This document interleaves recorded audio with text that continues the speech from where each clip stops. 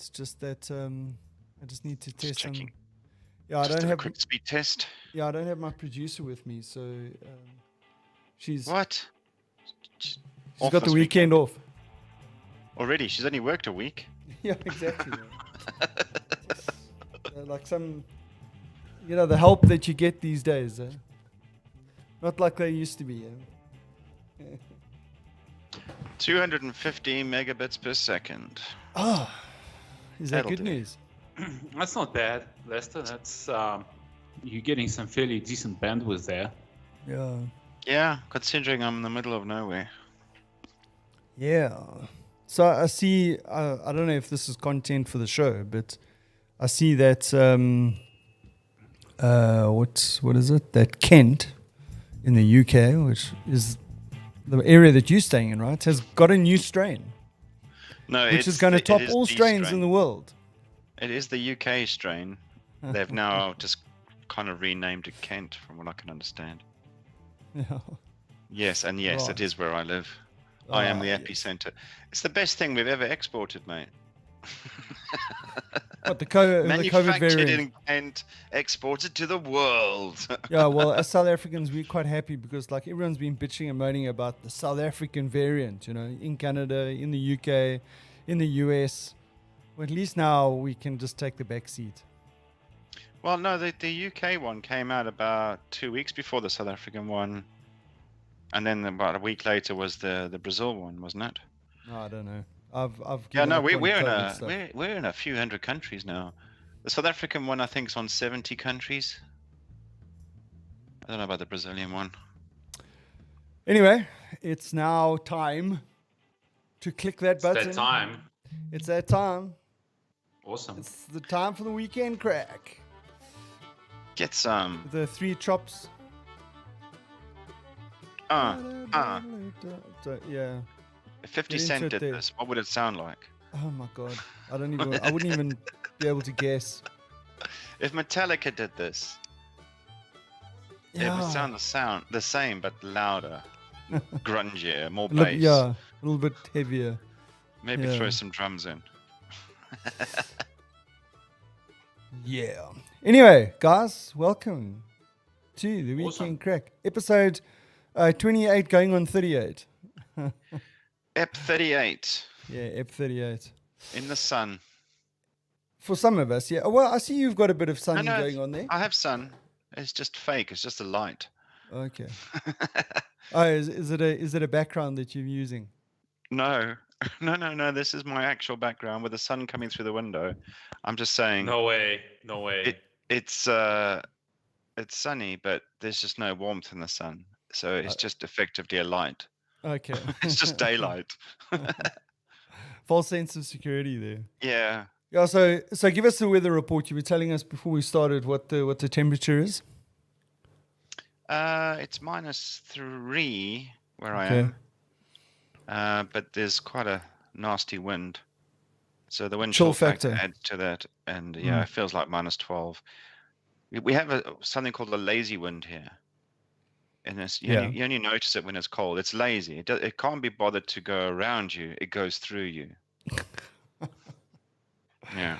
Like chills you to the bone. That is horrible.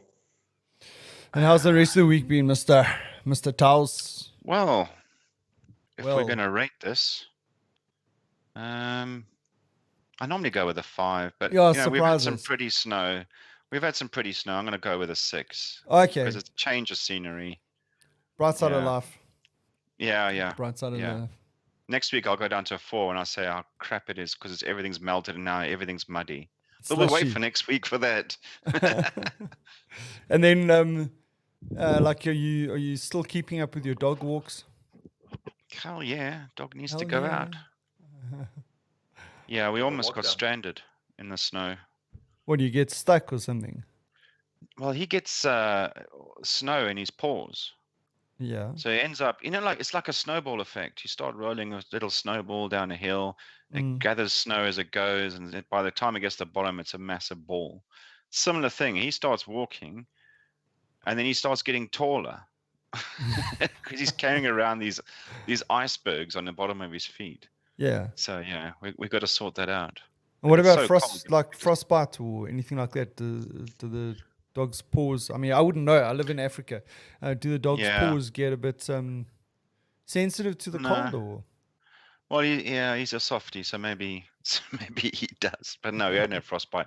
The walks aren't that long, and he doesn't live outside. We And did treat he him. can't really express how he's feeling, right? No, he just every Unless, now and then starts chewing his feet to get the iceberg off. and you know, There was a report this week about a pelican they got treated for frostbite. oh really? Yeah, I'm like, pelican in the UK? Maybe Oh. it's a zoo animal. I don't Well, know. like first of all, there's a pelican in the UK, and secondly, it got frostbite. Go Well, figure. that's why it's in the wrong bloody place. It got lost. Yeah, I took a left instead of second left. Oh, I didn't hear that part. Now I'm stuck here. Oh shit. Oleg, Yeah. How was your what's week? happening on your side, buddy? Well, I actually had a pretty tough week. A lot of DIY around the house, a lot of drama, but I would rate it a solid 7. Well, that's good. And I mean, if your fiber hadn't been sorted by this weekend, what would your rating have been? I think it would have been a solid 5. I thought it would have been like. I think we just lost Leicester. Yeah, we did. Oh, we Because just I'm lost now Leicester. appearing on 2 screens. Not happening, dude. Not happening. So, yeah. So you said your rating was 7, right? Because you got, yeah. And you say Vumatel or your ISP made a plan to get your fiber sorted out after the gardener, the garden engineer decided to halve your fiber line. Yeah. So my garden service basically cut the fiber in half. Then I didn't actually realize that, my connection was gone to that issue. So I logged the call with my ISP. I just dropped an email saying, I'm having connectivity issues. Do you guys know, like maybe it's something it's on their side, which generally is, only not this time. So when 45 minutes later, Vuma Crew pitched up at my gate saying, hey, dude, like we checked your fiber, the issue is on the inside of the property. I was pretty impressed. I didn't even realize to get an email back in 45 minutes, but they actually managed to escalate the call and get the crew on site. Yeah, that's cool. But now, how much did they charge you for the? So I had to reinstall the fiber, and the installation cost is 1.7. Okay. Leicester's back. Thank you for joining us. Leicester's back. Teams froze. I had to refresh. So now we're having issues with Teams. Flip. Maybe they used some Skype code and released it into Teams, and now we're sitting with the problem. Undocumented features. Don't you hate it when that happens? Yeah. So I was during the week I saw this thing about these anti-maskers that hit Fishhook Beach, and obviously Fishhook Beach caught my attention. Yeah. I mean, that's where my folks are living, and that's probably one of my that's my favorite beach in Cape Town. And I see that these guys they call themselves We Are More, and they descended on Fishhook Beach to protest wearing masks and that kind of stuff. And obviously all the journalists pulled in there, and he was harassing some of the journalists. I mean, what possesses these people to think that? I mean, if you don't want to wear a mask, okay, that's cool. Stay away from me. But why descend on a beach and go and make a spectacle of yourself? What I mean, the question is why? What is he trying to achieve? Is he feeling like his liberties are being threatened by this whole mask invasion, or is it just like he's obtuse and? Yeah, I think there are lots of. I can't read the guy's mind, but I think there's lots of like sort of conspiracy theories, and like you got the anti-vax people and now like also the anti-mask, and sometimes they go together and that kind of stuff. And I suppose it's also pushing back against the establishment, I just don't think it's, you're part of the problem or you're part of the solution. Yeah. And in my case, like you can say, people say scientifically, maybe masks don't work, or if you're wearing a buff, that's not good enough. And, you can go into that. But the thing is that if the rule is to try and curb this thing, the rule is wear a mask when you're out. Whether you believe whether it's effective or not doesn't really matter. Just wear the damn thing so that if it does, like you part of the thing. Because for me, this leads into the vaccination thing, which is now becoming, like the news story now, what's happening with the vaccines and all that kind of stuff. And I think here in South Africa, what's happening is you're getting a lot of people that are volunteering to say, hey, listen, to promote people getting the vaccine, they will volunteer. So let's say like the head of these churches, or some of the politicians, the guys in cabinet or whatever, they're saying, hey, listen, they'll be one of the first ones to go get the vaccine, just to prove to people, dispel the myth or whatever it is about vaccine and all that kind of stuff. So, like even the anti-vaxxers, before Corona and COVID, you had the anti-vax people already. And I'm not too sure what drives those people. Look, what I don't understand about this issue, right, is that everyone was vaccinated when they were a kid, right? You guys were vaccinated. I was vaccinated. Maybe the vaccines that I got as a kid were slightly different to you guys growing up in South Africa, right? But everyone got vaccinated, and it wasn't a big deal then. Why is it a big deal now? Yes. It's just a vaccine for a different type of virus, Yeah. Can you remember what sort of vaccines you got that you received in the Ukraine?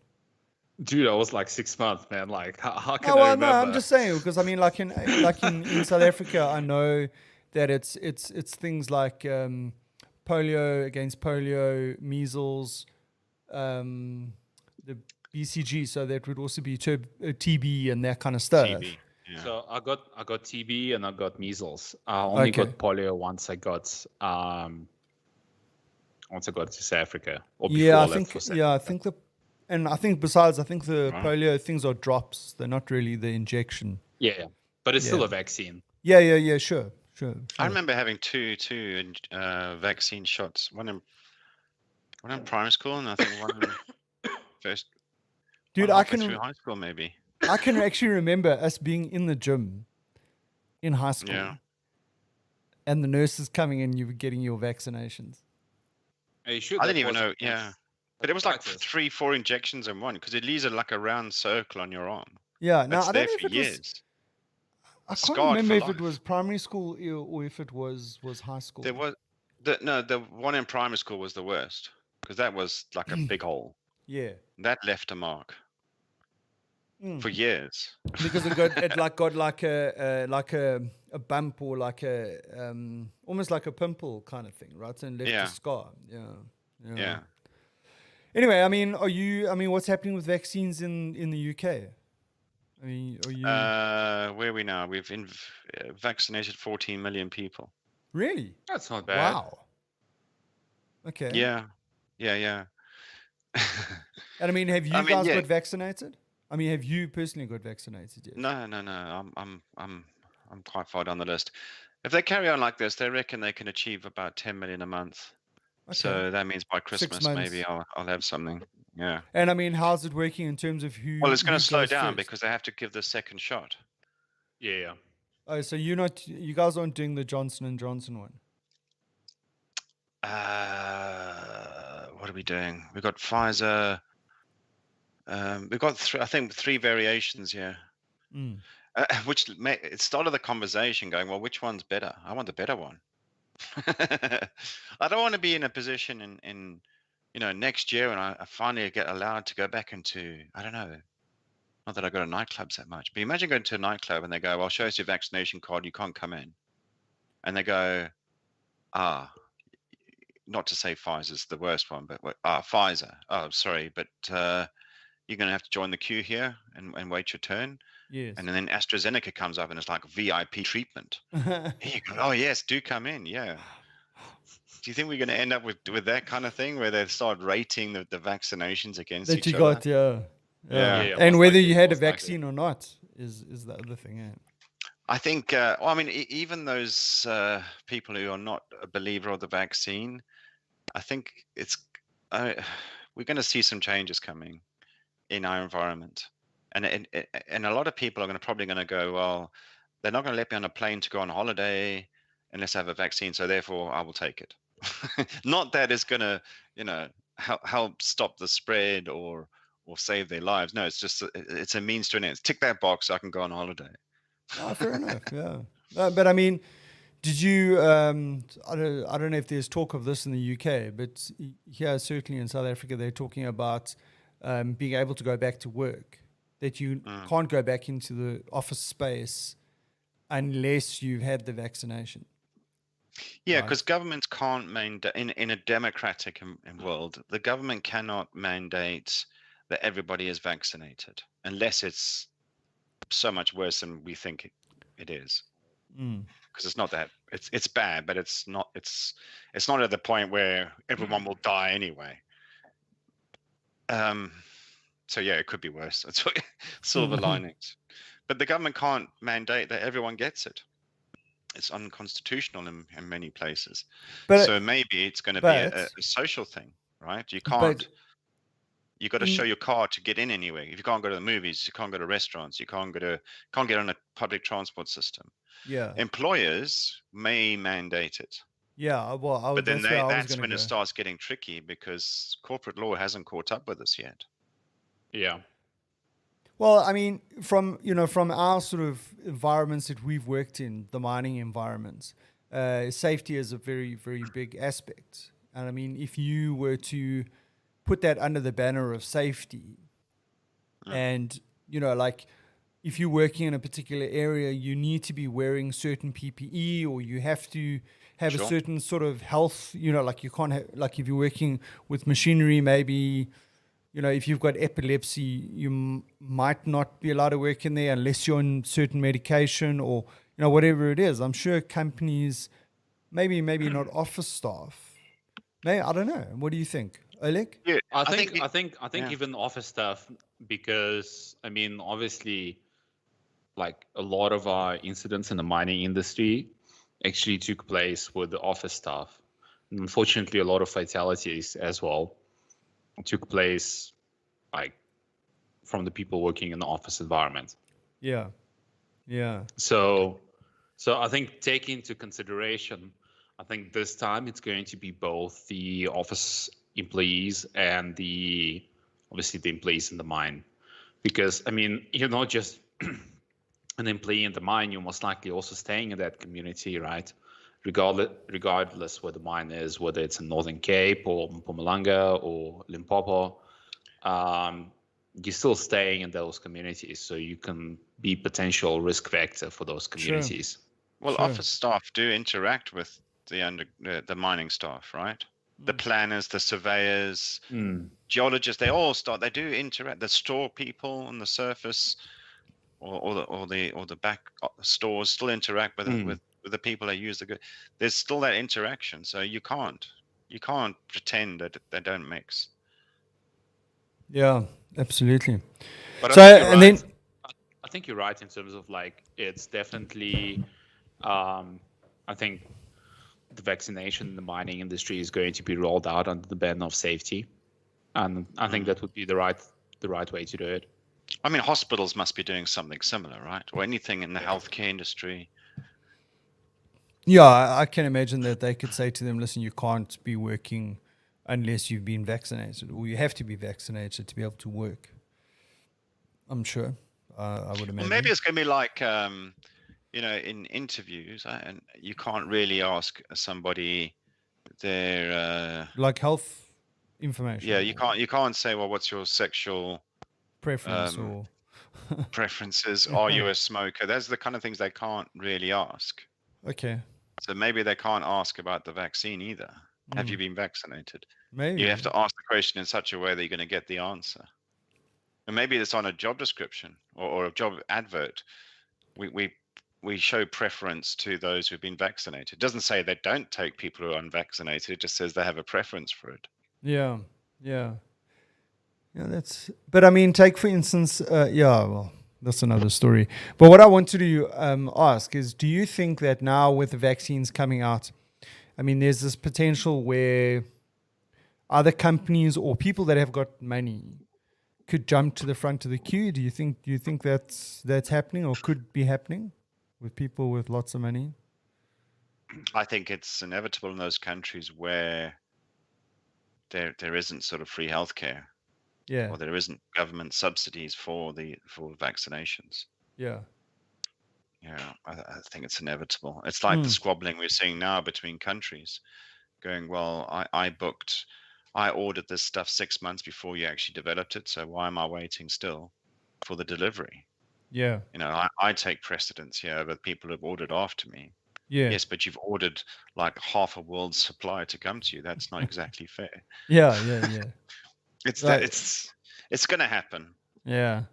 It's and it's starting to emerge, right? The vaccine now has monetary value. Yeah. Well, Was exactly. it Tanzania? Tanzania, Yeah. I think, decided we're not going to fork out the money for all this vaccination. We're quite happy with the way we're coping with it, and we'll see how it goes. Yeah. And then other countries are going to have excess and start selling it to other countries who need it more because they're going to wait forever, and they'll charge the earth. It carries value, this vaccine. Yeah, absolutely.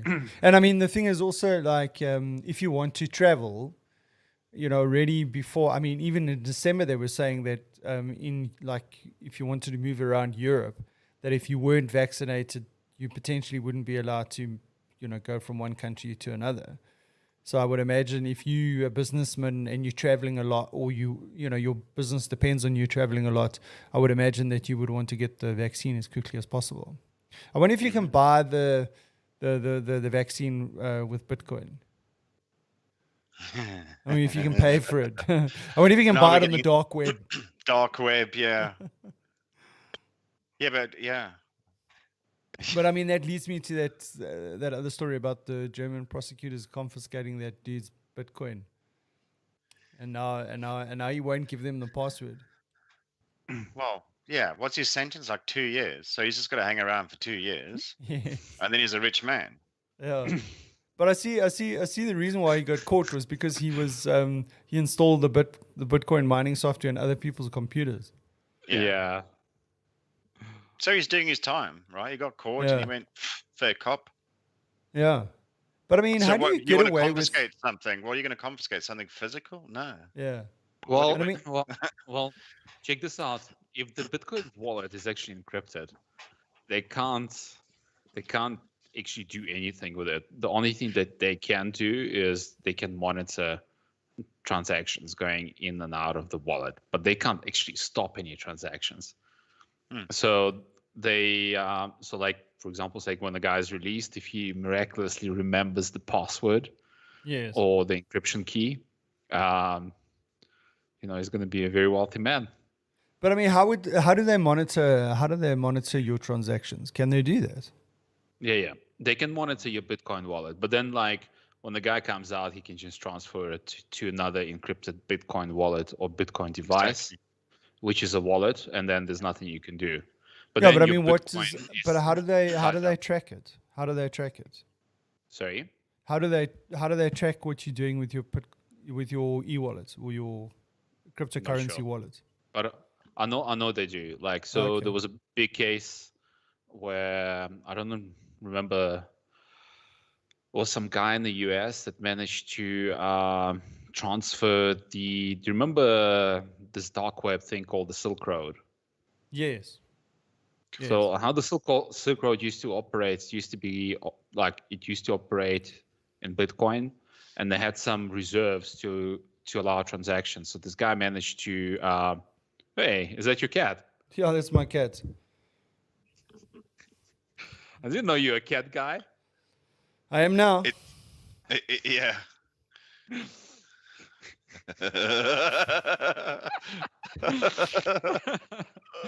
Anyway, how to Let's produce a kitten. this cat is bad because, so like the other day I was a little bit late in feeding it. So you know what it does? It goes out and it finds itself a rat and brings the rat and leaves it here right next to me and to tell me that it's hungry. that's clever. Well, it's definitely the rat killer. Huh? It's the rat That killer. is really clever. So hang on, you just bought a house in rat-infested suburb. Dude, Joburg is rat infested. Full stop. Yeah. There's no Joburg's doubt got a about big it, problem. dude. There's nothing you can do. It's part of the package, you know. It's like Parktown prawns, you know. Yeah. You either got them or you don't. Sorry, Oleg, you were talking about something before you got distracted I think the worst case scenario, right, is that like if like obviously the guy genuinely forgot his encryption key, you know. Yes. To Bitcoin wallet. That means that, you know, it's done. Yeah, absolutely.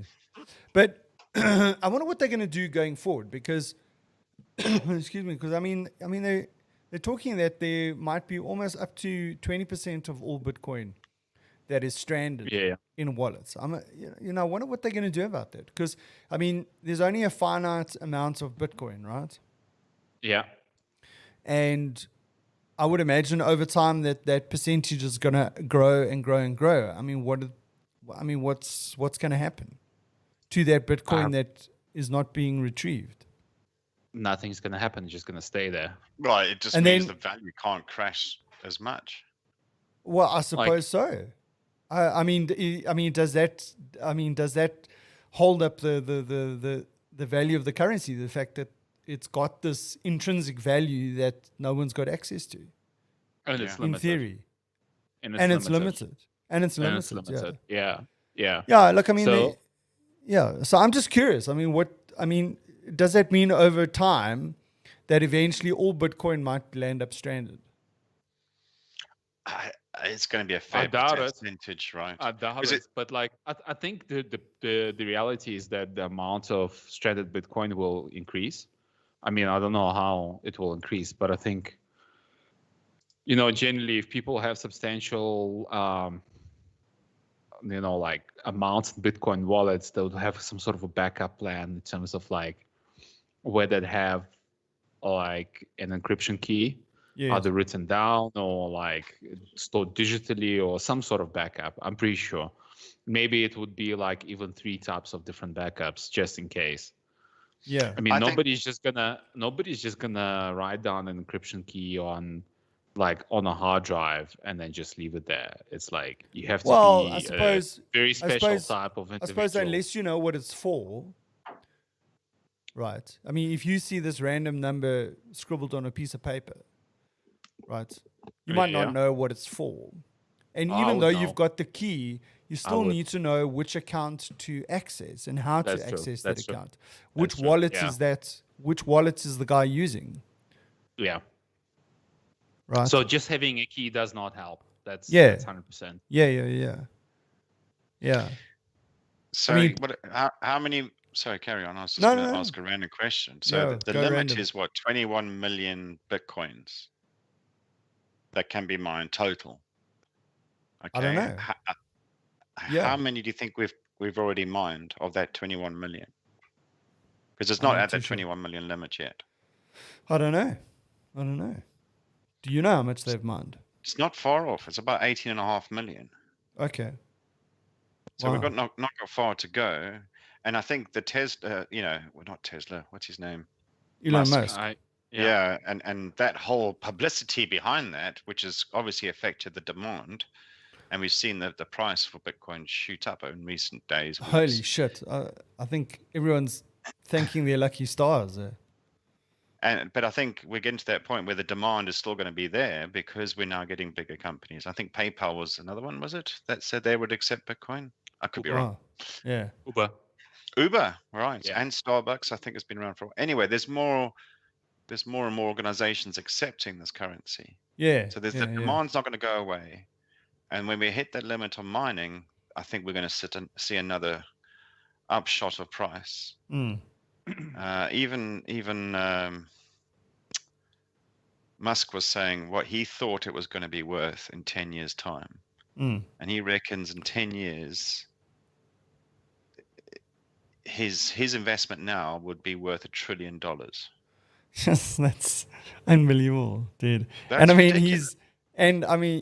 just look at the amount of influence that he's got on these kind of things. I mean, Tesla buys, like, $1.5 billion worth of Bitcoin. And I mean, the flipping price goes up to $50,000 a Bitcoin. I mean, it's insane. Yeah. That he's got so much sway over stuff. Though, right? Eh? And it was a big purchase for the cryptocurrency that was already having its best records. Yes. And that just added another bit. So he was buying them when they were expensive. And there's your influence.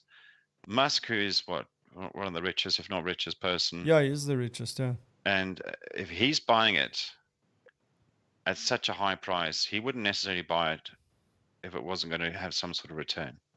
Yeah. And that was enough for most people. Bang, let's get on the bandwagon again. Absolutely, yeah. Sitting there for a few years, forget about my password.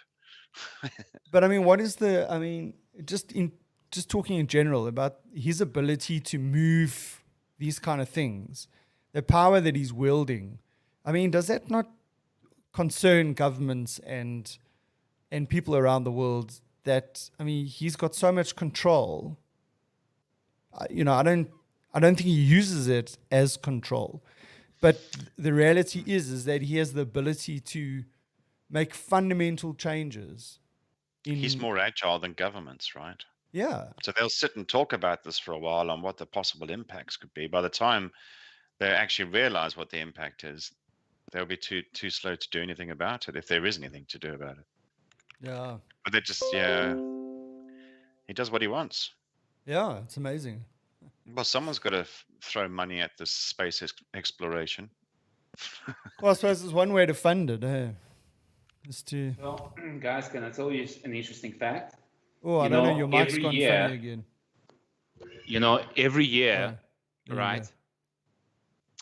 They halve the amount of Bitcoin that's released. So it will get progressively harder to mine it. Yeah. So every year it gets progressively harder.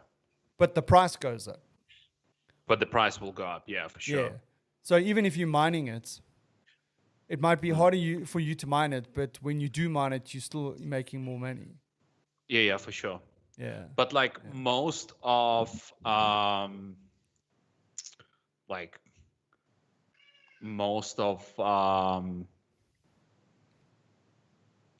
the basically upfront capital investments in Bitcoin is actually in energy that requires to mine it, and obviously in the hardware. Yeah, sure.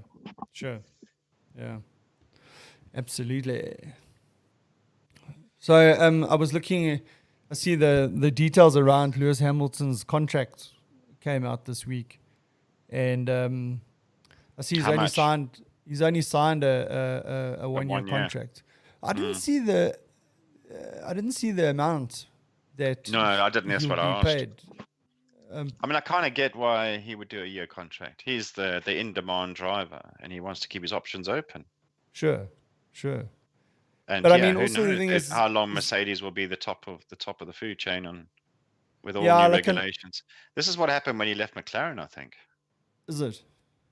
What? A similar thing. Because he could see the technologies emerging, and he could see that the one team was investing more or doing more. Because I mean, they kind of get wind of these, unofficially, of course, I say this. They kind of get wind of the regulations coming. So those designers and engineers are working on us in the background a season before it actually comes out. Yes. So there is insight as to who's going to have the best car way ahead of time, as much as they keep these things secret. Secret, yeah. But I mean, the thing is that, I mean, there's a big change coming at the end of 2021. There's been a fair amount of speculation about whether Mercedes will continue beyond 2021. Both Bottas and Hamilton have got year contracts. So it's definitely building up to a decent shake-up at the end of the 2021 season. That what's going to happen? Is Mercedes going to continue with? What's Lewis going to do? What's going to happen with Bottas if Mercedes stays, etc., etc., etc.? I mean, it's going to be quite interesting to see what happens. So, what do you think is going to go down? Like what's next logical step for him? For Hamilton, yeah, I think I'm starting to get the feeling that Hamilton he's got other interests that he wants to pursue, and I'm thinking that at the end of 2021, I think he's going to retire. That's my feeling. He's going to become a rap artist. Well, yeah, he's into music. He's got his own line with Tommy Hilfiger. A whole lot of other things. But I see another thing that he's getting involved in, and other Formula One drivers or ex-Formula One drivers are getting into, is this extreme, what's it called? It's completely electric cars. And they're like these off-road 4x4 cars. So Hamilton owns a team. Yeah.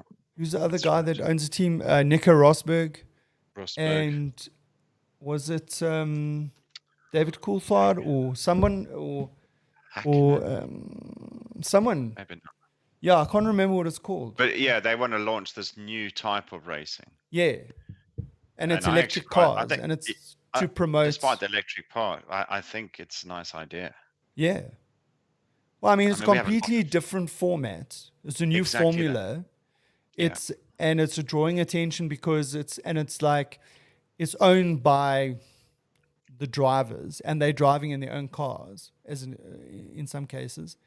And I mean, it's also raising the awareness about the whole saving the planet thing, and it's completely electric vehicles and all that kind of stuff. So I'm actually quite interested to see what's going to happen there. Yeah, because I've tried to watch Formula E, which is the F1 version, the electric version of F1. I don't know. It just doesn't. I think the problem is that your mind is locked into the Formula One kind of thing, and you're just not getting your kick out of it. Whereas I think with this thing, it's a completely new format and formula, and I think that's what makes it interesting, because you're not comparing it against something else. It's the Formula E thing is missing the noise. Absolutely. Formula One is so loud, and it just that sound goes with the power of the engine, of the speed of the car. The electric cars are fast. You just don't get that.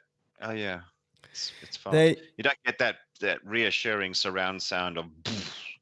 Yes, but this is power. I think they've missed a trick. They should take a leaf out of Hollywood's out of the movie industry, right? Yeah, give it a fake tune.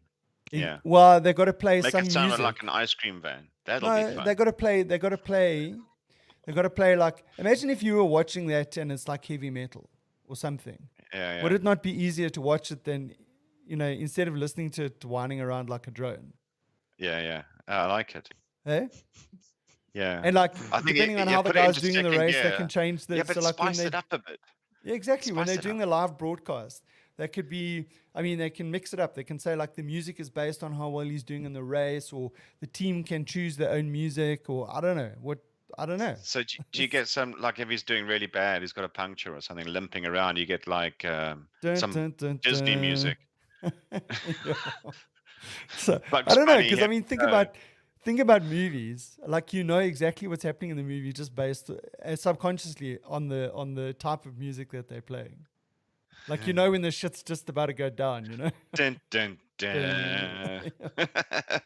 Oh, we can talk shit. Or if you're overtaking it, the sound changes as well, like it's a hooter, or what was that? As you go past another guy. Forces aggro. Yeah, that's why we're solving the world's problems here, dude. Solving the world's problems. Yeah. So yeah, electric racing is great, but let's not forget the sound. Let's get some fun and entertainment in this. But we have the technology. Let's do it. Doesn't add weight to the car.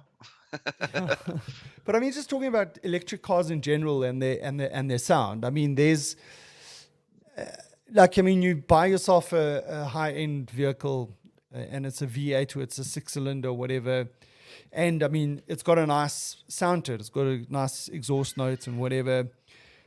And then as cars have progressed, they've become more and more quiet inside the vehicle, inside the cabin. So I can remember watching a Top Gear episode with Jeremy test driving the new M5, right? And he's like, he's driving the car around the track and he's saying it's very beautiful, and he's talking about all the technology and how much power it's got, and the traction control and how well it's all this kind of stuff, and et cetera, and then he's like, until you push the M button and you wind the windows down, then it comes alive, because now you can hear this, what's it, a V8 turbo, bi-turbo, whatever it was, engine. And because when you've got the windows closed, you can't hear the car, right? It's so quiet inside. And I believe Jaguar, on one of their vehicles, I can't remember which one it is they actually play an exhaust note through the speakers in the car when you're driving the car. It subtle, was a Jag, yeah. Subtle, but it's there, right? I mean, look, with the electric cars coming, what do you think is, from that aspect, do you think that, have you ever driven an electric car? No, I haven't driven one. Or been in a hybrid? Yeah, no, I've been in a few Teslas, and okay, it's not quiet. If you're on the highway in a Tesla, you get that like noise. the road noise. The road noise. Yeah. The grumble from the tires on the tarmac. Yeah. That comes through. Yes. But yeah, it's not in tune with the force that you're feeling when you accelerate. Yeah. And I mean, spinning. Yeah, and then just from a safety point of view for like pedestrians and all that, I mean, so. Oh man, when electric cars first hit the streets of London, and we had Priuses everywhere, I almost got knocked over a few times because you just don't hear them coming. Yes. So I mean, what do you think? What do you think is the way to sort that problem out? Is it like have some sort of like almost like a what do you call that thing in your car when you're reversing? You've got park distance control, and it's beeping inside the car. Do you think they should have it like the reverse, where there's almost an automatic technology hooter or not something? Take care of this for us. Will the technology not come along? Because they already driverless car technology is not new anymore. Yeah, they've already got the sensors everywhere. These are becoming safety features that the car might actually just control itself in that perspective. Mm. So yeah, it would pick up motion, and it'll process it and slam on brakes for you. Not that you necessarily want that. Yeah. Well, yeah, listen, dude, I think we are moving into a completely new world when it comes to these kind of things, because from an AI point of view, and like you've got the likes of Mercedes and BMW and all that developing this kind of AI technology for these like early warning detection systems and all that kind of stuff.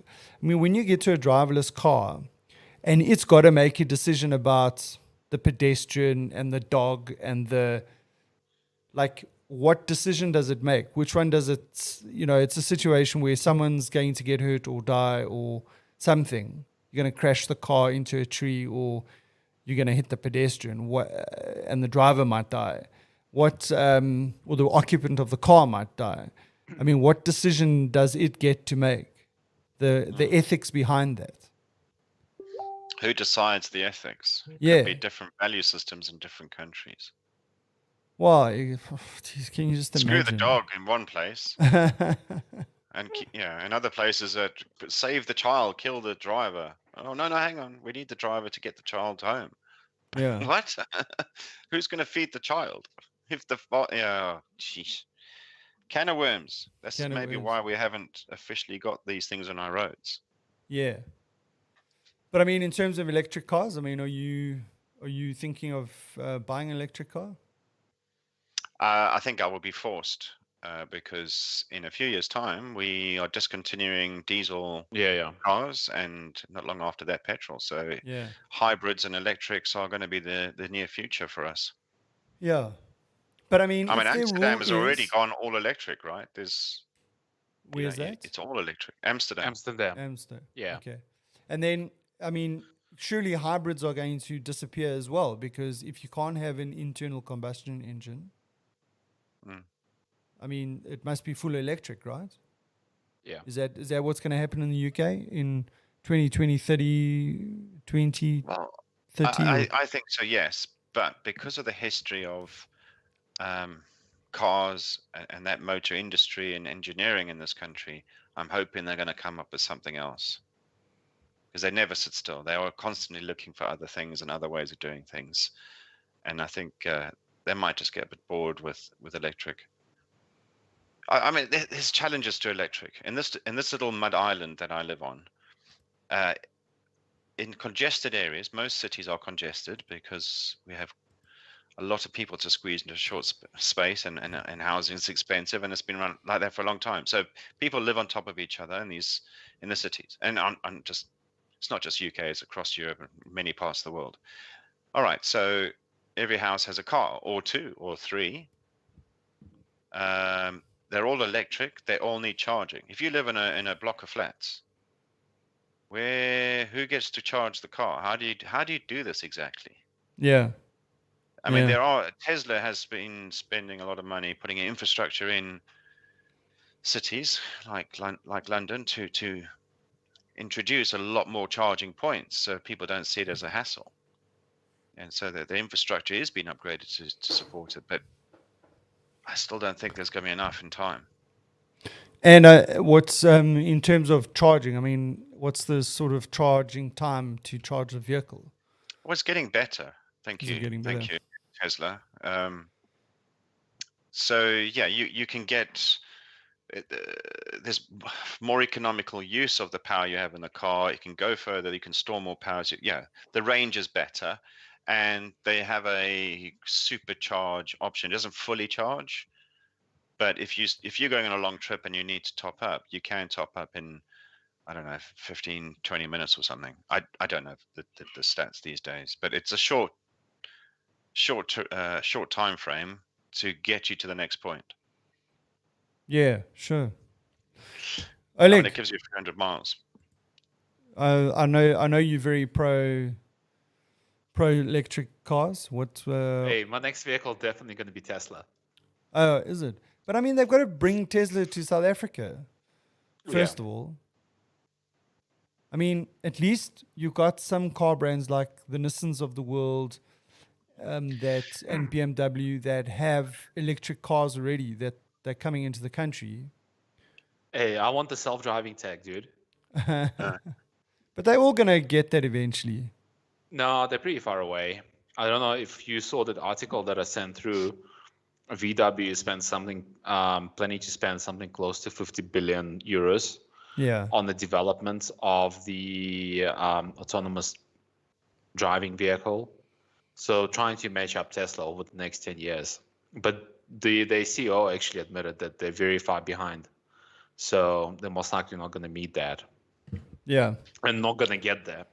I mean, if VW can't do it, I'm wondering whether Tesla is not going to dominate the European market, electrical market, in the next 5 years. They definitely will, and they know it.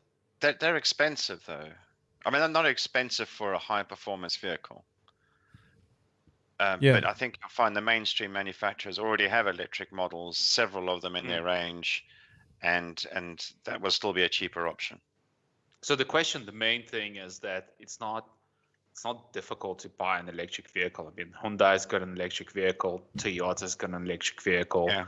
The question is, the question isn't tech. Like, if you really want that tech, that autonomous driving tech or level 4 automation, like they call it, you're gonna have to pay for it. If you go with just driving an electric vehicle, you can pretty easily buy an electric vehicle.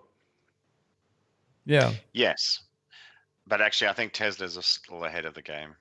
I mean, who doesn't want a car that has a button called ludicrous mode. Yeah, I want one. I mean, that sells it for me. Yeah. I mean, yeah, you can remotely park it and do other funky stuff. You can put it in disco mode or whatever they call it. Yes. It's got all these things. I mean, I was in a taxi in Amsterdam a couple of years ago, and the taxis are all Teslas. So, and the guy let me play with this big iPad on the dashboard, and yeah, I was playing around with it, doing all sorts of stuff, and then I found the fart noises.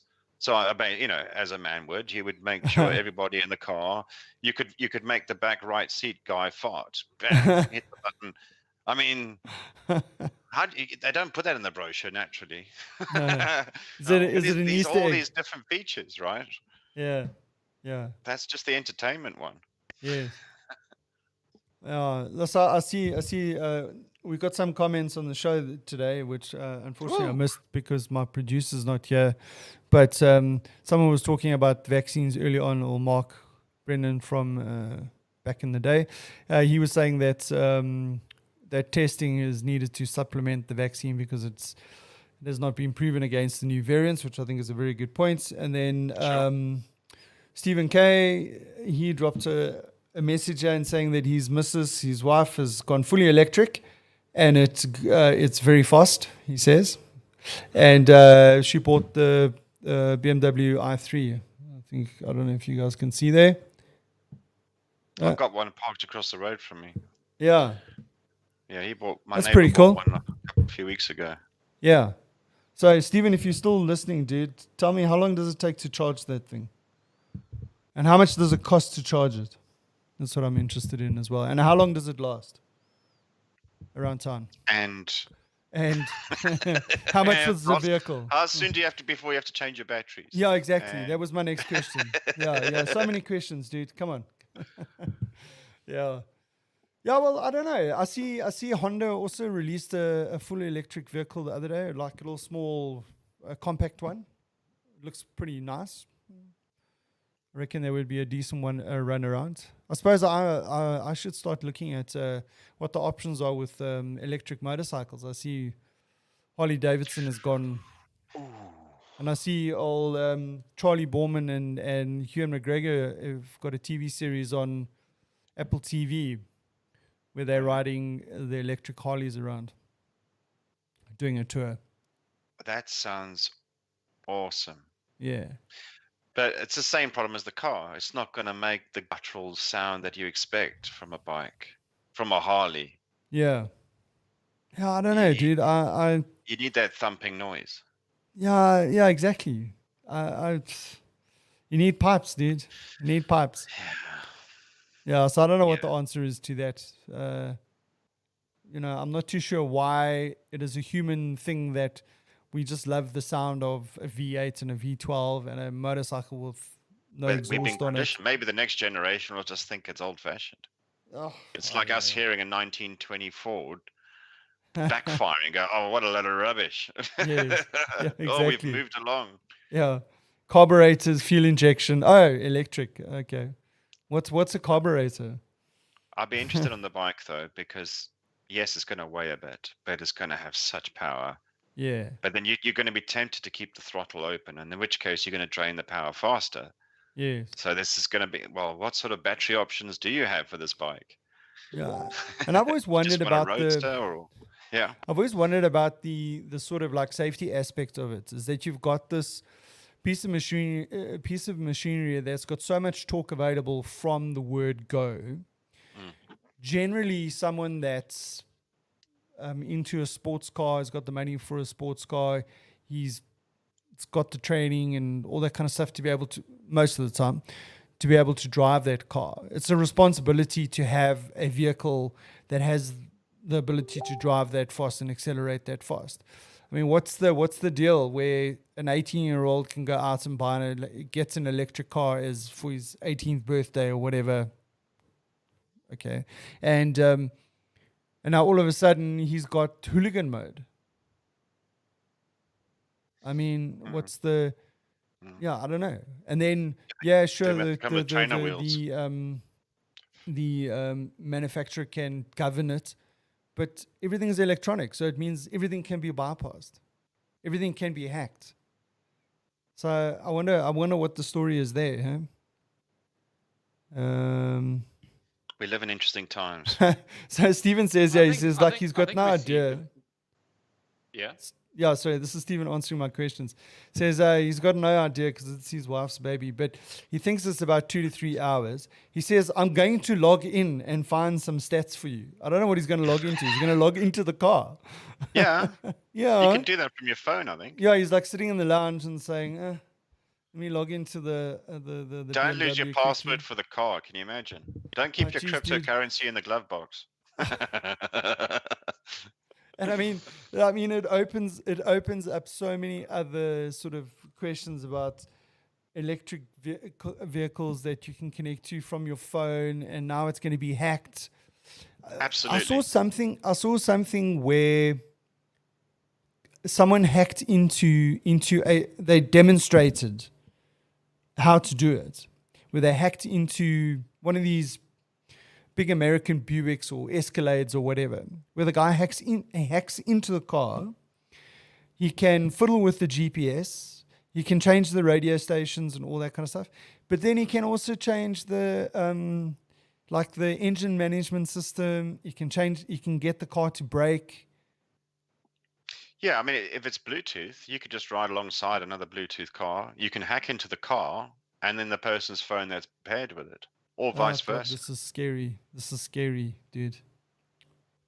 Okay, I'm going to end off with one last thought that I had today. While I was riding on my motorcycle back from Witbank, I had a thought that crossed my mind. And there I'm riding my motorcycle and I'm thinking, I wonder what the quickest way is back to my house. Should I take this off-ramp or should I take that off-ramp or should I go down that road? If I take that off-ramp, should I go down that road? Now I'm like on my bike. And I'm thinking, yes, I wish I could just punch my home address into my GPS now on my phone because my phone's there on the bike in front of me. I just wish I could just punch in my address quickly so that it could tell me what's the fastest way home. And then my thoughts went to, okay, at the moment I could, if I was driving in my car, I could say, hello, digital assistant, give me directions to my address, and it'll open up Google Maps and it'll do it, right? I can get it to do it while I'm driving without taking my hands off. Now, how do I do that on my bike, right? So I was thinking, so I'm sure one day we'll be able to think a thought, and our phone would be able to, we can like wake up our digital assistant by thinking, hello, whoever, whatever the name of the Google Assistant is, and say, give me directions to XYZ, and it'll do it for us. Then I went back to, we're having this conversation about Google's always listening to us. Yes, it's waiting for the wake-up phrase, but it's listening all the time. And we always joke about the fact that Google's listening to us and, whatever, and you've got your Google Home. And then I was thinking, just, if you into the situation where it can detect your thoughts and it's waiting for the wake-up message from your thoughts, now they're hacking into all your thoughts. They can, if you know what I mean. You didn't want to go to McDonald's for a drive-through. Yeah, it's helping your diet. It's actually taken over control of your life. No, but I mean, where does the thing stop? When the device can read your thoughts and is waiting for the wake-up command so that it can follow your instruction. So I have a quick question, right? Like, does it mean that you're going to be the first volunteer for the Neuralink testing? No, definitely not. Definitely not. But I'll leave you with that thought. And I think we must talk about it. I'm going to do some research and find out how far they are off from this kind of technology. And we'll talk about it next week. If you Google it, they will come for you. They will find you through the ether and change your mindset so you don't Google it again. Yeah. So, the good old days where they'll take you out. Talking about taking good out. Old days. Yeah. Listen, so any interesting days of the year this week? I see my producer mentioned that there was World Radio Day. It is, yes. It is also Global Movie Day or Movie Appreciation Day, Okay. which got me thinking straight away, because it's awards time of year, right? It starts with the Oscars around now, so maybe that's why it's around now. But it's a reflection of what is the age-old discussion of what's your top 10 favorite movies. Oh, geez, don't ask me. Yeah, exactly. I mean, and what I found when this has come up in previous years, if you ask people, well, give us your top 5, top 3, top 10, whatever it is, and then a few things happen. One, someone goes, Shawshank Redemption, and oh yeah, that one. Oh, is that one better than that one? Is that one? Oh, hang on, no, we can't just do top 3, top 5, top 10. We have to do genres, because everyone's got different favorites, and so it just becomes bigger and bigger and bigger. And so I went online and I thought, well, what if you Googled this kind of thing, what would come out? And actually, just about every country in the world has had this as a topic. And there's a Wikipedia page around list of films considered the best by surveys done in each of these countries. Wow, that's impressive. And of course, I mean, it makes sense. You know, the Japanese are going to have their favorite movies that are probably more linked with their culture or their language, or filmed in Japan. You know, it's that kind of thing. So you can't really equate whether Shawshank Redemption would be a great movie in all countries. I'm not saying Shawshank Redemption is the greatest film ever. But on this list, it's got loads and loads of countries. And I did notice a lot of the westernized world have very similar. They have a bit of their own manufactured films, but they've also got some of the same. And then it starts leading on to... Oh, South Africa doesn't have this, by the way. It's not on the list. So then I was like, well, so okay, before I get in there, a lot of the great movies of all time, they go, well, why was it a great movie? And it goes back to the genres again. And actually, a lot of the movies are old, but why were they regarded as the great movies of all time? And it is around the efforts they went to, because it was black and white, or silent movies if you go back far enough. Sure. It was about the visual impact. They spent a lot more time on props and the camera angle and what you're seeing. Whereas now, for us, we get bored of that quite quickly. So typically, we'd only see a landscape that's epic footage and quality at the start of the scene. Effects. Yeah, so we are now more into the action and the special effects and that kind of thing, whereas they had a lot more visual in long-lasting memories of the film, or the music behind it that went, which complemented it. Now we're getting into a whole realm of what makes a good movie. And actually, I came to the end of it and going, you can't make a top 10 list. Everyone's list is going to be different for whatever reasons, right or wrong. You're all going to, and this debate will go on forever. Yeah, and maybe I've just achieved that today is Movie Appreciation Day, because I've just rattled on through all of those things. But I was going to ask you, because I went to look at, well, why South African movies? Because there's a number of movies and other things filmed in South Africa. I think we touched on it before. Yes. When was if you were to say, what is your top South African movies? What would you say? And that's quite hard again. I mean, there's a lot of movies made that don't necessarily make it to cinema or to various film festivals. But there's a lot of movies made. So my first question is, what's your favorite South African movie? And then I'm going to say, well, the second question is, when do you think the first movie was made in South Africa? Okay. That's a really good question. Oh, thanks, man. So I did struggle with this, because there are movies made in South Africa, but would you call that a South African movie? The director, the producer, and all that is South African, so therefore it's filmed in South Africa, so therefore it's a South African movie. But is it about anything in South Africa? Does it have to be? Yeah. Because I mean, that would be my question. Like, what do you classify as a South African movie? Directed by a South African, produced by a South African, filmed in South Africa, South African actors in it. I mean, what would you say? I mean, just to answer that question. I don't know. How do I answer it?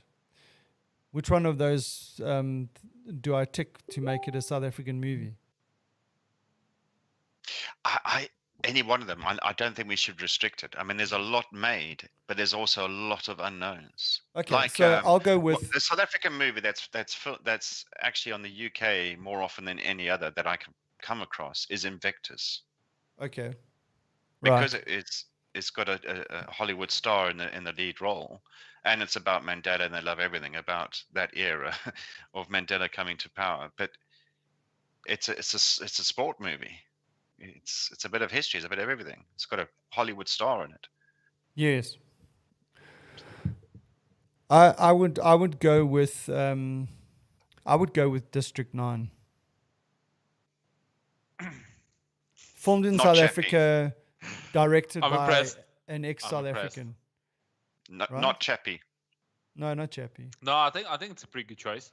Like for me, definitely like if you ask me which South African movie I enjoyed the most, right? And there's like most likely only one on the list, and that's Gods Must Be Crazy. It's interesting that the must-see movies, they did touch on different genres because there's a lot of history, a lot of true story that's been brought to life on the screen. And Leon Schuster's movies have prevailed through all of this. And he did one like... But you know that they've recently. all been removed now. No, but he's still making them. Yeah, but a lot of his movies, The older stuff. have been taken off the streaming services like Showmax and all that because of right. the whole blackface thing. Sure, yeah. Yeah. And he was just about to release a movie last year that also was him doing blackface. And because of that, they've canned the movie. He produced, what's this one? Top South African movies. I'm just looking on this IMDb. Oh, there we go. Shall I run through them? IMDb reckons. Let's go for it. Top 20 South African movies. Tsotsi. Yes. Highest I mean, that won an rated. Oscar, right? I can't remember. Yeah, it did. Okay, fine. Gangster's Paradise. Jerusalem. Yeah. Yeah. I don't know that one. I do. Max and Mona. No, Don't know that one. never heard of All it. right, here we go. Zulu. Now, this is the Zulu one with Michael Caine in it that was made in the 60s or whenever it was. Yeah. And that's a good point because that's actually a Hollywood type movie. Well, no, it Yeah. came from the British producers, I think. That's done before on the list of. Then we got Blood Diamond. And then I'm like, hang on, that might have been filmed in SA, but it wasn't based on sort of Mozambique and other countries? Sierra Leone is where it was based. Okay. It was based there. It might have been filmed in South Africa though. Some of the parts were filmed in South Africa because I remember they have a scene in Cape Town or something like that. Yeah. Okay. Cry Freedom. Yeah. Stunder. About the policeman bank robber. Yeah. And that's such a cool, but I mean, that's actually quite a cool story because I can actually remember it happening and being in the Sunday Times. Okay, fair enough, Stunder. Who played the actor? Who was the actor for Stunder? Thomas Jane. Okay. I think. Dexter Fletcher. Don't know. Okay. Doesn't really. I can't without Yeah, you know, no, I thought it was someone that was well known. But anyway, carry on. And then Stunder. Okay. Yeah. Mandela, Long Walk to Freedom. Yeah. And then Cry the Beloved Country. Yeah. Which has got James Earl Jones in. I met James Earl Jones in Durban when he was filming there. Oh, okay. Invictus is number 10. Right. Okay, so a lot of movies with Mandela in it. Fair enough. All right, number 11. Here we go. The Gods Must Be Crazy. Not bad, Oleg. Number one in the second. Number one comedy. Yeah. Yeah, but it is classic. It is classic. I mean, Gods Must Be Crazy. It's just such a well-made comedy. You know. So I wonder what that did for Coca-Cola, though. I mean, did Coca-Cola benefit anything from that? I think they did sponsor. Yeah. Did they do such a thing in those days? Yeah. Okay. What product All right, placement? Product placement in a movie. Yeah. I'm going to run through these quickly now. So Yeah. District 9 is at 14. Okay. Number 15, another Leon Schuster, Mr. Bones. Yes. I couldn't believe this. Felis a Kind. All right. Oh, I remember reading that at school. Yep. Circles in the forest. Yeah, well, that was another one we did. Yeah. Krangani Boss. Yeah. And then there's Yankee Zulu, Forever Young, Forever Free, 1975. Break Morant, which is 1980. Break Morant was about Australian military. I mean, but that was a South African film. Yeah. All right, so there's actually quite a few. There's a lot of films made in SA that the industry is certainly doing stuff. Whether it's good or bad, I don't know. But there is some good stuff. There is a legacy there, which leads me back to one of my other questions, which was, when was the first movie made? Okay. Give it to I us. have no idea. Give me a rough year. Go on. 19. Years. I don't know. 1950. Am I warm? Am I cold? No, I think that would have been 30s or 40s or something. And I would have thought around 30s, 40s, just sort of between the wars. Yeah. 1911. That's impressive. Really? What was the movie? Yeah. The Great Kimberley Diamond Robbery. It was an adventure genre. Was it sponsored by De Beers? I wonder. The robbery or the movie? But then I was like, well, maybe that was just a one-off. But yeah, it was only a few years later. The Voortrekkers and Artistry, and it's two done in 1916, another one in 1919, and then there's the war breaks. So then it carried on in 31. Yeah. And a lot of those early movies from the 30s and 40s were all in Afrikaans as well. Okay.